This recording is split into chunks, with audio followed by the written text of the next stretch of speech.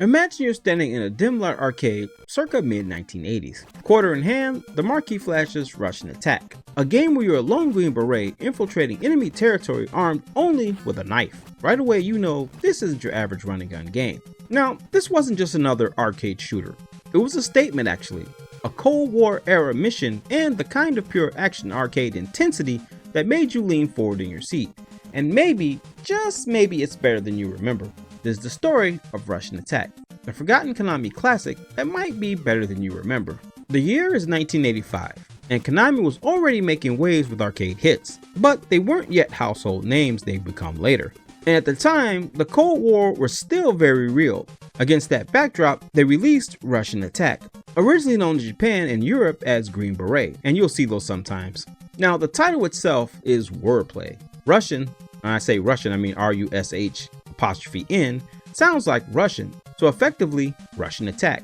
And I always was kind of confused with that. I remember my uncle had this game, well he played it in the arcade, and he was like, oh man, I like playing Rush'n Attack. And I actually thought it was spelled Rush'n Attack, like Russian, R-U-S-S-I-A-N, attack. But no, it was that when we got it home finally, when he actually, because I didn't play the arcade version. I would actually play the NES version before I actually played the arcade version, and thank God I did. More on that later. But anyway, yeah, so it was a play on words back in the day, how they had it. So basically, the plot's pretty straightforward. A US Special Forces soldier infiltrates a base to rescue POWs. So I'm talking through this game as if, from my experiences first playing on the NES, and we'll talk about the arcade a little bit later, but we'll talk about the NES right quick. So when I first played it, I saw, why just have a knife? You know, why isn't there an army of grenades and stuff like that?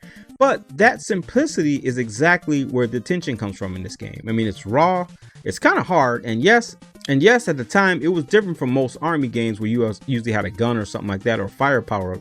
But this one was different, so I figured I'd give it a shot. So actually, to be honest with you, there's not a ton of public documentation on every dev in this project for this game, but we do know Konami pushed for high intensity and challenge. That's a fact. And the arcade version tossed you into 4 brutal stages: the marshalling area, the harbor, the airbase, and the Siberian camp.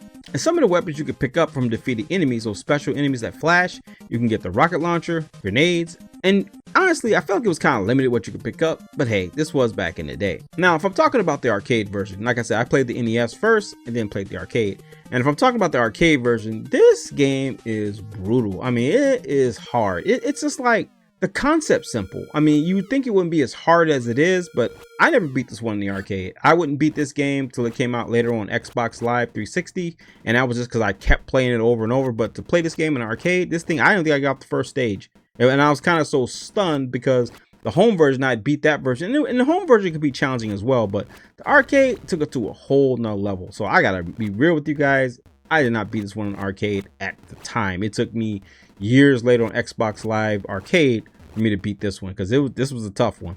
And people could say, oh, it's that one-hit charm, and no, there was nothing charming about the arcade version of Rush'n Attack. It was just brutal and took your money. That's my opinion on it. I mean, if you beat this game in arcade, hey, you're the guy or the gal. This game was challenging. So obviously the arcade was designed to take quarters, but the flip side is it forces you to master it if you could. And it feels like a throwback in a time when games didn't hold your hand. I mean, a lot of games were tough back in the day, but this one, I mean, I just couldn't. Maybe it's just me. I couldn't get it down. But anyway, just know that it's challenging. So the gameplay in this game, I mean, it's pretty simple. You move left and right. Your primary weapon is a knife, and you can jump, duck, and climb ladders. Enemies attack aggressively, and if you stay in one place for too long, the game triggers kind of a hurry up bomber to drop in with the arcade, more or less. And the ports add tweaks. For example, the NES version added new stages, and it had co-op 2-player simultaneous mode, something that the arcade original didn't have. And this game kind of did some firsts at the time. I mean, well, I don't know about first, but it concentrated on melee knife first approach. So you had to get up close and personal. And then it had the mechanic where you could hit the guy and get a few weapons. And the NES version, you could fire it 3 times. And the tension of timing, that's what really sold the game. The jumping, the stabbing, and avoiding bombs, and stuff like that. And sometimes the enemy placement was kind of weird. It was kind of built in my mind. The enemy placement was kind of built in and kind of gave it the heart. where, you know, once you memorize the stage, you're probably good. But for the most part, you would get respawning enemies if you stay in one spot for too long. And you have to be on the fly, because sometimes the enemies, when you're running in the stage, I guess it's hard to explain unless you played the game.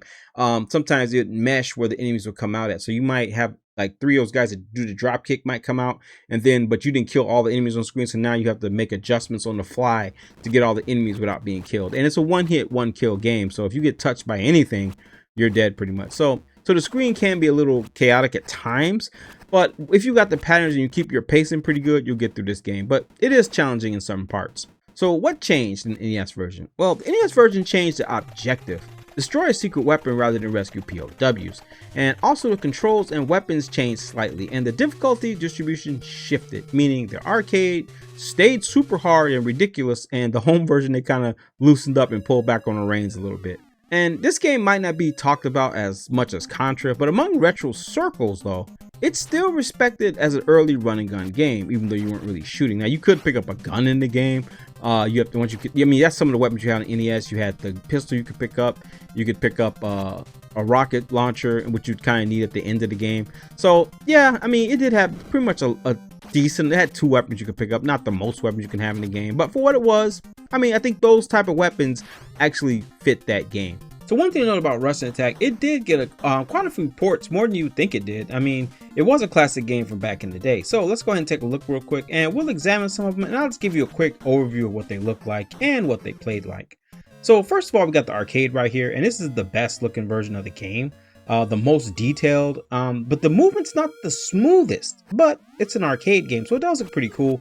And to me, this is probably, I won't say one of the harder ones. This is probably, if you play some of the other versions that we're going to look at, there actually are some harder versions, not because of the difficulty, but just the design. Now this game right here, like I said earlier, it was kind of difficult, and it does follow after, well, it's the original game. So we look at the Green Beret version right now, and the Rush'n Attack version, the American counterpart, is very similar to the game. So yeah, so this is pretty much it. Most people would know the NES version of it. So yeah, but overall, pretty solid looking game. Definitely has that arcade look. And actually, some of the ports aren't too far off from this one. So yeah, so that's the arcade pretty much. And this is the Amstrad version, and it's okay. I mean, you can kind of tell it's Rush'n Attack, but the characters look, in my mind, completely different. I mean, he's not really wearing a beret. They kind of got the guy wearing a boonie hat, and the people running across, they don't really look like the guys in the arcade, but they do kind of play the same. And you can tell with this game as well, you don't have the smooth scrolling, you have the screen by screen scrolling. So once you hit the end of a screen, you kind of go to the next one. But for what it was, I mean, the trees look pretty cool in the background, and it does mimic the arcade as well. When you actually stab the characters, they do turn to that little flame, a little, you know, skeleton looking thing, flame. So yeah, it's okay, but overall, not the best version to play this game, but it's not the worst either. We do have one that's a little worse. So let's keep moving on. So next up, we do have the MSX, and if I had to say, this is probably the worst version of all the Rush'n Attack games.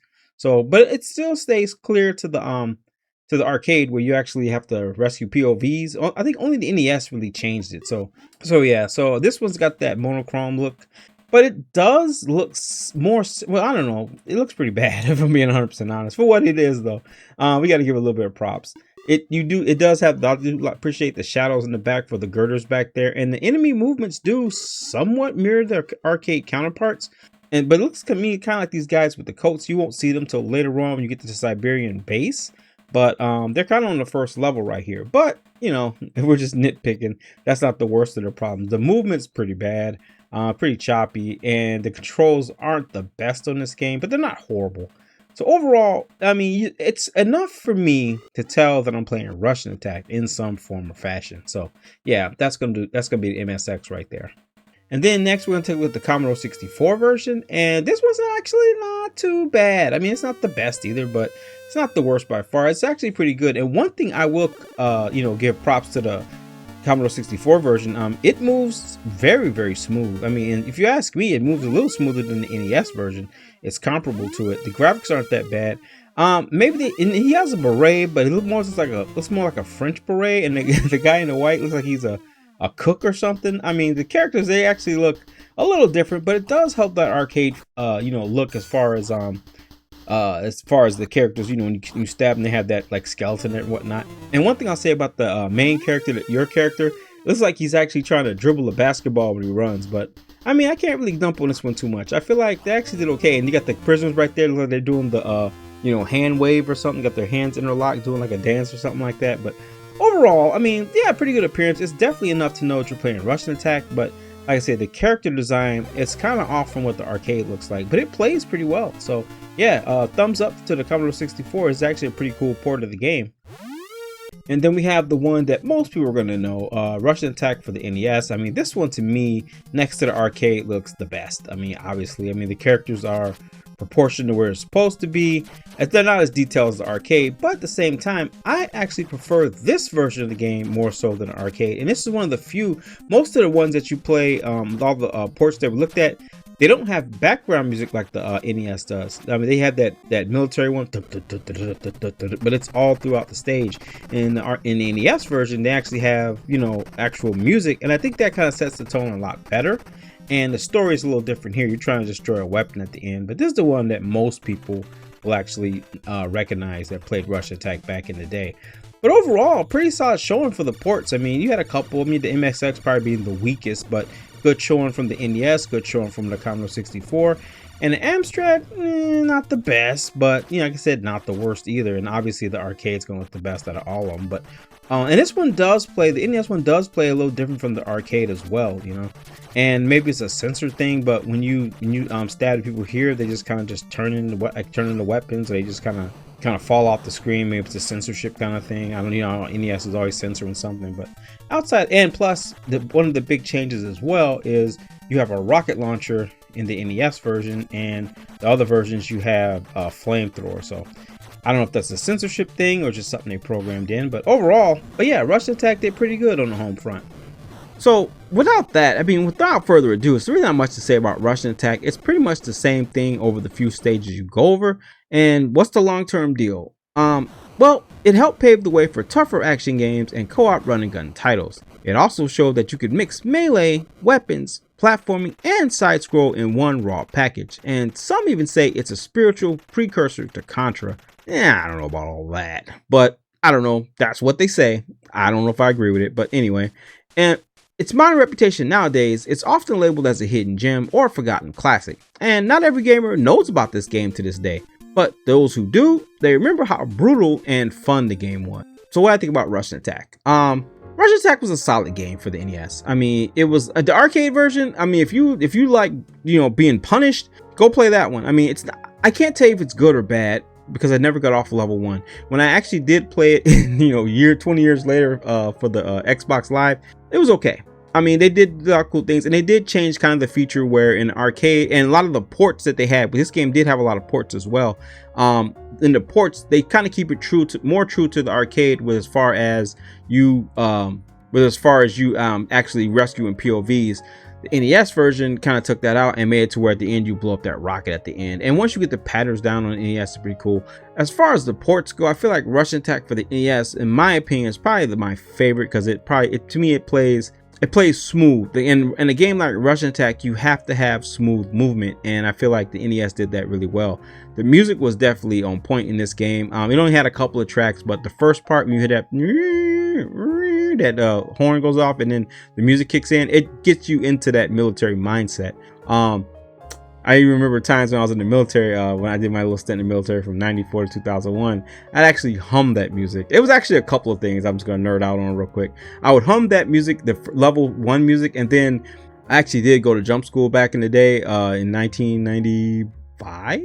95. There's a long story behind that. The reason I was supposed to go to Germany, but called myself liking this girl at the time, and I wanted to stay stateside, so they offered me to go to jump school, and like an idiot I went to jump school. Proud of it at the time, but I remember at that point I saw King of Fighters 94 originally, and it was when you fight the Ikari Warriors team, Ralph Clark and Leona. Well, Leona wasn't there yet. Ralph Clark and Hydron, if you want to say his name.